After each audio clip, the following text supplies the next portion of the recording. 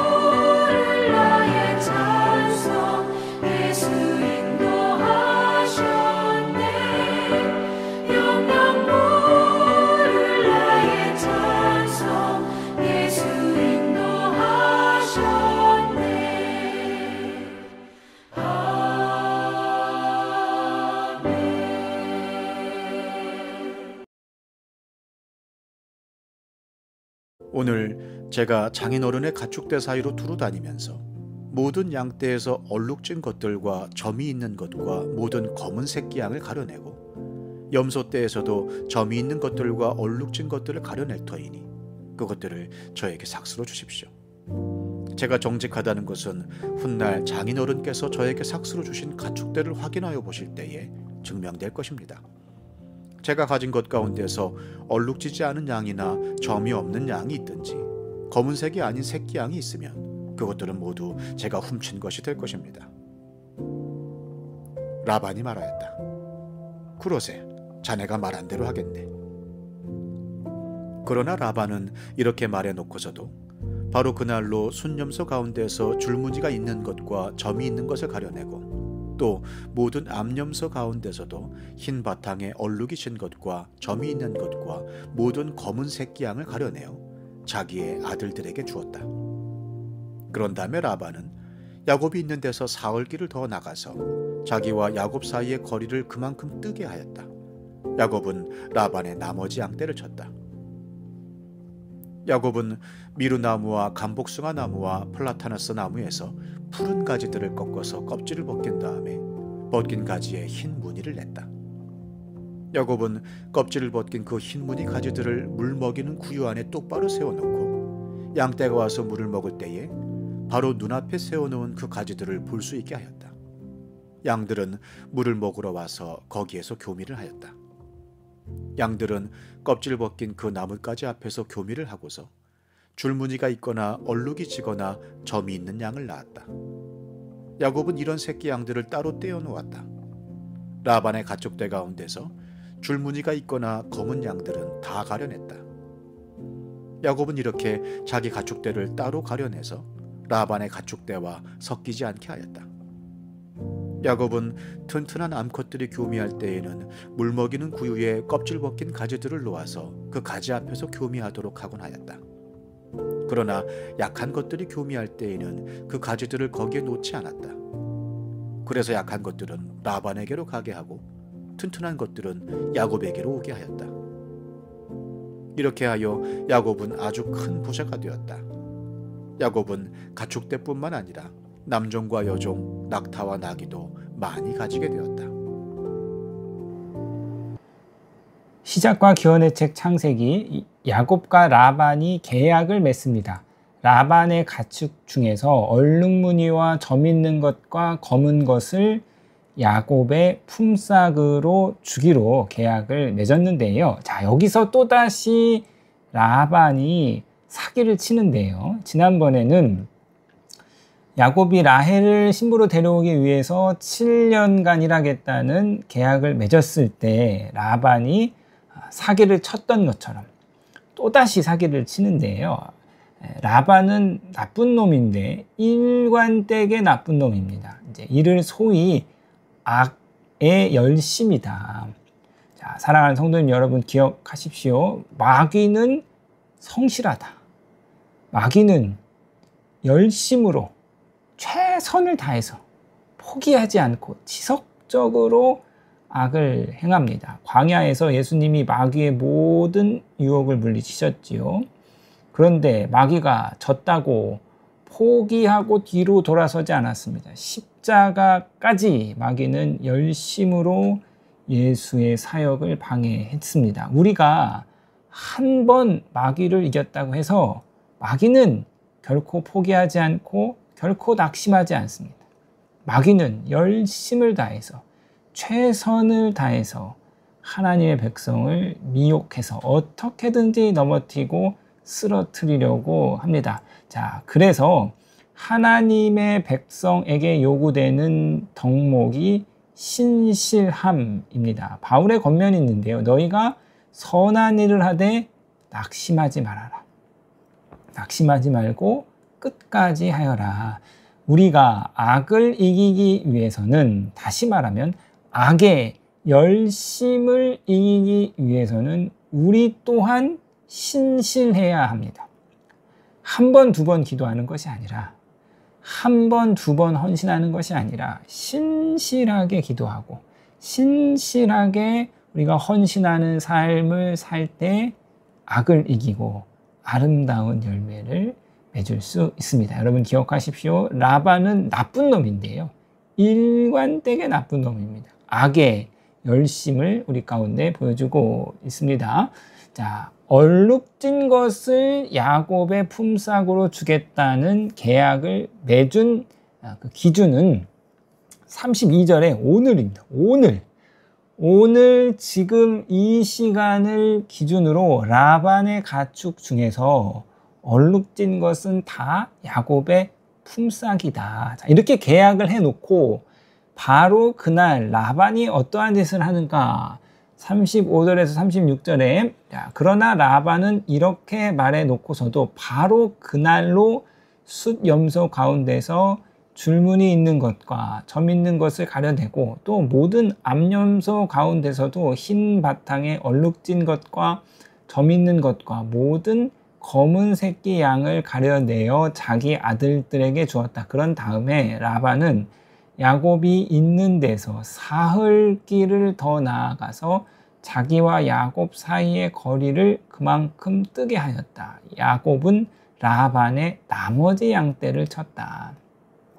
계약을 맺은 그날 얼룩무늬 가축은 다 선별해서 지 자식들한테 맡기고 야곱이 돌보는 가축과 3일기를 떨어뜨려 놓습니다. 지금 가축 중에 있는 얼룩무늬를 계약과 같이 야곱에게 주지도 않을 뿐더러 앞으로 야곱이 돌보는 가축대에서 얼룩무늬가 태어날 가능성을 원천적으로 차단해 버리지요. 얼룩무늬를 다 선별해 놓았으니까 야곱이 돌보는 가축에서 얼룩무늬가 태어날 가능성은 아주 희박합니다. 라반에게 사기를 톡톡히 당해서 야곱은 영락 없이 쫄딱 망한 거죠. 그러니까 라반과 같은 인간은 상종해서는 안 되고 이런 인간과는 뭐 2번 계약 맺을 사람은 아닌 거죠. 자, 야곱은 절망적인 상황, 앞도 뒤도 앞을 돌아보아도 뒤를 돌아보아도 답을 찾을 수 없는 이 꽉 막힌 상황에 놓였습니다. 자, 이러한 상황에서 야곱이 37절에서 42절에 가축들이 물을 마시러 모이는 개천 주변에 나무 껍질을 벗겨서 얼룩무늬를 만듭니다. 가축들이 매일 이 나무의 얼룩무늬를 보고 물을 마시고 얼룩무늬를 보면서 교배를 합니다. 그랬더니 놀랍게도 민둥 가축 사이에서 얼룩무늬 새끼가 나옵니다. 건강한 양이 임신하면 얼룩무늬 나무 곁에서 얼룩무늬 새끼가 나오게 하고 약한 양이 임신하면 얼룩무늬 가지 곁에 두지 않아서 민무늬 새끼가 나오게 하죠. 그러니까 건강한 새끼는 야곱의 것이 되고 약한 것은 라반의 것이 됩니다. 자, 이 내용을 뭐 어떻게 해석해야 할 수 있을까? 오늘날 이 유전학의 관점으로 봤을 때 얼룩무늬 나무를 보았다고 얼룩무늬 새끼가 나오는 것은 뭐 전혀 말이 안 되는 내용인데요. 이에 대한 뭐 다양한 해석이 존재하는데 야곱의 이 행동이 당시에 어떤 주술적인 행동이다, 마술적인 행동이다, 뭐 여러 가지 해석이 있습니다. 자, 그런데 우리가 여기서 하나 주목해 봐야 할 것은 이 야곱의 이 사건, 이 행위가 합한 채 자기나무 사건과 유사하다는 거예요. 이 라헬이 자녀를 얻기 위해서 합한 채를 의지했는데 사실 합한 채는 자녀를 줄 수 있는 존재가 아니죠. 마찬가지죠. 야곱도 부를 얻기 위해서 전혀 부를 줄 수 없는 방법을 의지했습니다.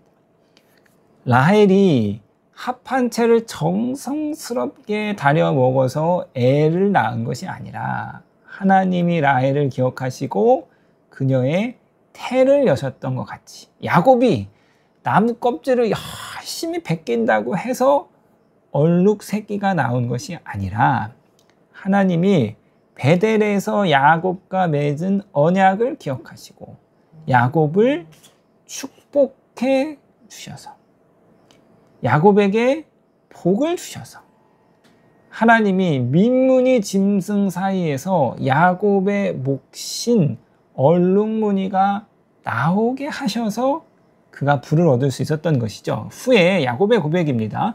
자, 창세기 31장 7절에서 9절인데요. 그러나 장인 어른께서는 나에게 주실 품삯을 10번이나 바꿔치기 하시면서 지금까지 나를 속이셨소. 그런데 하나님은 장인 어른이 나를 해치지는 못하게 하셨소. 장인 어른께서 나더러 점 있는 것이 자네 품삯이 될 것일세 하면 가축대가 모두 점 있는 새끼를 낳고 줄무늬 있는 것이 자네의 품삯이 될 것일세 하면 가축대가 모두 줄무늬 있는 새끼를 낳았소. 하나님은 이렇게 장인 어른의 가축대를 떼어서 나에게 주셨소. 하나님이 야곱에게 부를 주셨습니다.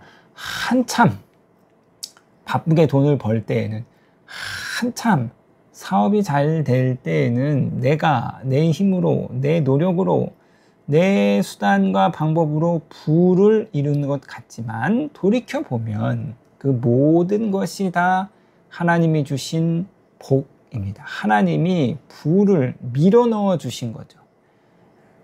가축대에서 얼룩진 것을 구별하여서 사흘길을 벌려놓은 이 라반의 사악한 행위를 통해서 야곱의 부가 어떠한 차원에서도 라반으로부터 비롯된 것이 아님을 분명히 밝혀주고 있습니다. 하나님이 복을 주신 거예요. 하나님이 부를 이루게 해주신 것입니다. 오늘 본문의 결론인데요. 43절입니다.